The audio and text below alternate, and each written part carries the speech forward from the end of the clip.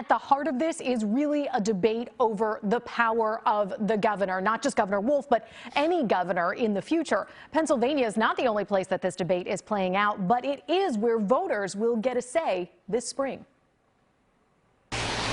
In Montgomery County, it's a beautiful day for outdoor dining in a rough year for Bruno's restaurant. It's been our worst year since 1990. The local mainstay is getting through with masks and distancing during a pandemic that persists. Last week, the governor renewed Pennsylvania's state of emergency declaration for the 4th time. They can say what they want, but the governor is he's the man in charge of the state of Pennsylvania.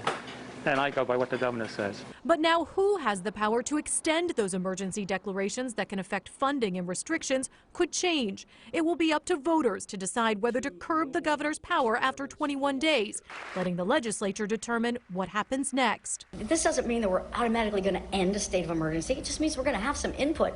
Republican legislative leaders today pushing for the change and raising concerns about how the ballot question is written. It's clearly slanted to try to encourage voters to vote no on this amendment. The governor's office says the ballot language, which references potential dangers facing the Commonwealth, is written fairly and accurately. I think the public needs to understand what exactly it would mean. State Representative Margo Davidson calls the idea of a constitutional amendment limiting the governor's power after 21 days in an emergency dangerous. What happens on day 21? You know, what happens on day 22? Suppose the legislature is unable to meet. Back at Bruno's restaurant, Tim Bruno says he'll follow the rules no matter who makes them, but hopes with more vaccines available, this emergency will end soon. Hopefully we'll be back to normal by November.